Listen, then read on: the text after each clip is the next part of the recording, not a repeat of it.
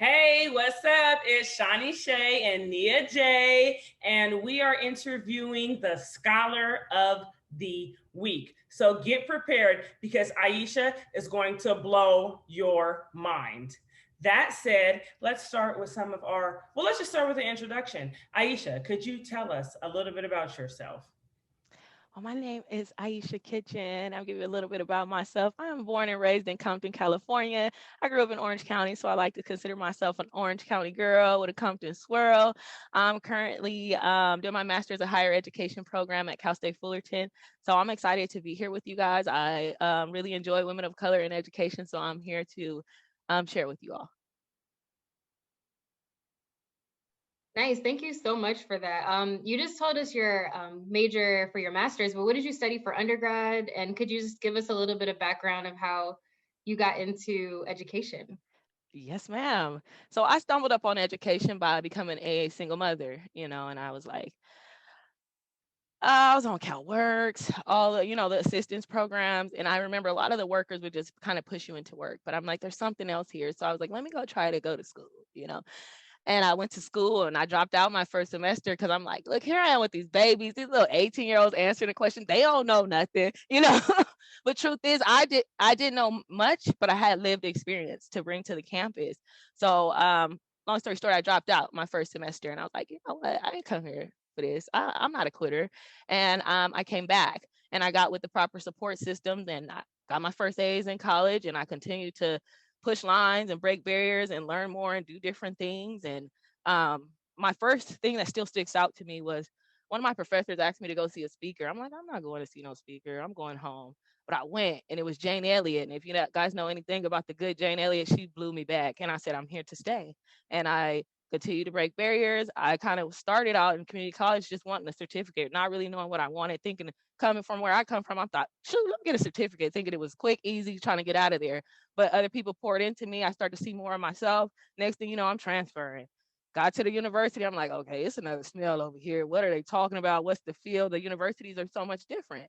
So I'm like, let me get in here and get out. But the question that stuck out the most to me was, where are you going next? What are you doing next? It was always career driven. I'm like, I'm gone, y'all. But I find myself, and I always say by purpose, back trying to get my master's in higher education, specifically in student affairs with the focus of diversity, equity, and inclusion. And this has really, I don't even know what I got into. And I say purpose because everybody that poured into me and that patted me happened to be student affairs professional. And I was like, I really like what they did, for me. My life is not my own. So whatever somebody give to me is for the next. How can I do this? And then I left. I lived life. I got in trouble again. And I found myself like, okay, whoa, whoa, whoa. Wait a minute. Even someone with a bachelor's degree, I didn't have the proper surroundings to even job search. I found myself working at a call center just because I knew I can work there. They gonna pay me. It's easy. I didn't realize how much goes into this. Now I do. And so I'm ready to share, to give back, change the trajectory of my life for my family and for my kids. So I'm here. That's how I got here. I love everything about that, right? Like, as a single mother, as someone who totally understands, like, coming into community college and being like, I'm just trying to really make it, right? I don't really know what I'm gonna do, but I'm just trying to make it. Not like seeing yourself per se, right, in a career. Also, I just resonate with just the experience of being in school and just feeling like, okay, this is necessarily not really the place for me, but it is a thing to do, and just kind of moving on faith. And so I just want to say that for me, that's super, super important. And also, like, the fact that your story is so honest and so real, and I just think that it's really going to touch a lot of people. So which leads me to the next question. What is the impact that you want to leave on the world? And I'll say, just, I know for a fact, through my own experience, that you're leaving a huge impact already on the world. So what more would you like to do, I should say? Oh, with that one, I I just want to say, kind of believe in yourself. I want to show people community. I wouldn't be here without other people. We don't get through this by ourselves. Some people like to believe they do. I don't. I got a lot of people that I thank you, appreciate it. You saw something I didn't see, and You didn't have to, thank you. So community is very big for me. I'm big on love because I think if we move with love, the outcome is going to be good. Sometimes our intentions, we can have good intentions and it not turn out right, but when it's love, it's not a there's nothing missed there, right? There's nothing missed there, and you can explain love, and people can get that. Also, education has changed my life. I don't care. I can learn from anybody. I can learn from a toddler. I can learn from janitor. No matter what you take in, it can really do something for you. Education has taught the way I think, the way I move, how I want things I want for my future, how I want to behave. So yeah, education, and I think just kind of believing in yourself. I think confidence. I come from, a place of just want to tell people confidence to me is just doing it. I think a lot of times we struggle with like, do I got it? Am I here? That imposter syndrome. You got it. Do it. Do it. And that confidence gonna be like, oh shoot, look at me. I'm doing it. I'm doing it. I'm doing it. And next thing you know, you doing it. So that's what I have. Thank you. Yeah, I really love that response because that's kind of even how Shani and I got started. Like, we met not too many months ago, and then Shani's like, "Hey, we're both really talkative. Let's do this show." Right. And Awesome. so, like, there's so much, like, confidence that Shani instilled in me to be like, okay, we got this. Like, we can definitely make this happen. And now we're meeting amazing people. Like, I didn't even imagine that this will be a part of it, but I'm super grateful that we've been connected, Iesha. The next question that I have for you are, what are three things that help you re-enter into the educational system? And they could be things or people or programs.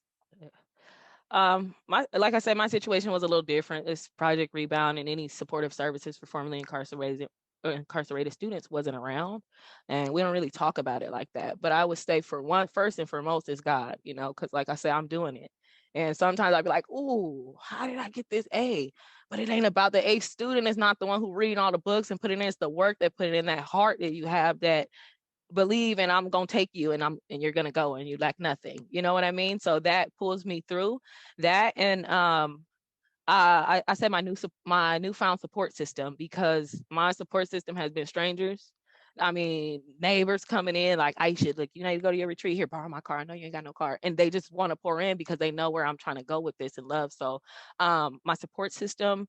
And ooh, you said three, huh? God, my support system, and let me think of another one. Ooh, I can't think, y'all. I can't think. I'm so sorry. I'm stumped. God, my support system, and I would say programs. I'm gonna say Project Rebound. As being a formerly incarcerated student, I'm gonna for sure say Project Rebound, because this was something I didn't know about, and getting into a grad program and really understanding systems and how systems work. Oh yeah, I needed them. I needed somebody to teach me how to advocate for myself, somebody to advocate for me. I identify as a mother. I can easily go to the women's center, right? I'm a grad student. I can go to the grad center, but it's something about when I get in touch with my brothers and my sisters that have been behind the wall. It's an unspoken love, transparency, comfortability, where it's just different. It's just very empowering. So I'm gonna give it to Project Rebound. I'm so grateful for that resource. I am. I second that. I mean, for sure, the programs, right, for reentry students and just in general people that are directly affected by the justice system really make a big difference. And that's what I've said that many times. Like that first meeting I went to was like, ooh, I was like, oh, I'm comfortable. You know what I'm saying? And that was big because it's not a lot of comfortable places in the world in general, right? Let Hmm. alone on a college campus. So I'm very, very proud of you. I love Yeah. everything about you. You super dope, and I really for me, I can see so many people that are really looking up to you, and just every word that you say is so honest and pure. It's like I really appreciate it. So, what would you say to formerly incarcerated and systems impacted students and aspiring students? My thing is, you can do it. You are somebody. You matter, and I believe in lived experience. Can't nobody speak to that but you. That's somebody who has been through that, who has been affected by that. And while this is kind of up and coming and new, continue to push on. We are creating a pathway, and if you on the side, I'm pushing with you, and you have value to add to this. There's things that you could speak to, and don't let nobody tell you that you can't. Follow your dreams, follow your goals. There's some people out here that really support you, and more so support yourself. Is that confidence piece, right? You got it. I love that. I'm getting so inspired by you because you're just like over here like you can do this, and it's just like it doesn't matter where you And, came from. right. And that comes from the pattern of people behind me. There's days where I'm like this, but I got people that like go, go. So I'm like, go. You know what Mhm. I mean? And I'm gonna Yeah. go. Yeah. So just I guess to build onto that last question or second to last question, is there anyone that you'd like to thank? I know we thank God already, we thanked our support system, we thank Project Rebound, but is there anybody else out there that had a really pivotal role? Yes, I am gonna thank Miss Lily Perez down at Cypress College.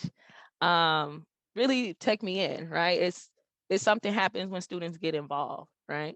So really taking me in, providing me the opportunities to grow personally and professionally and personally, um, things where maybe it's things that I have done that I probably would have gotten in trouble on another job, where this person's like, come here, it's not a mistake. Let me show you how to reroute that, and just be totally being there for me, sharing her social circle with me, and more so just seeing how she moved to be transparent, able to be herself, wear her long nails, wear her hair however she wanted to be, and still take up space and be somebody, right? And genuinely be somebody. You feel it. And when you've been behind the wall and been through situations and been hurt and throughout your life, and sometimes as a Black woman, it's hard for me to trust out here. So for to have somebody that I felt that I can trust and still behind my back 100%, I have to give her thanks to, because that's the way I want to move.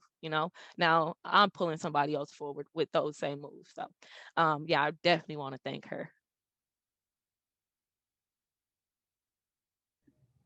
That's great, right? The Black queens, walking around, paving the way for us, having our back for real. Like that's so important. And you're important, and so we want to know for the finale of the question.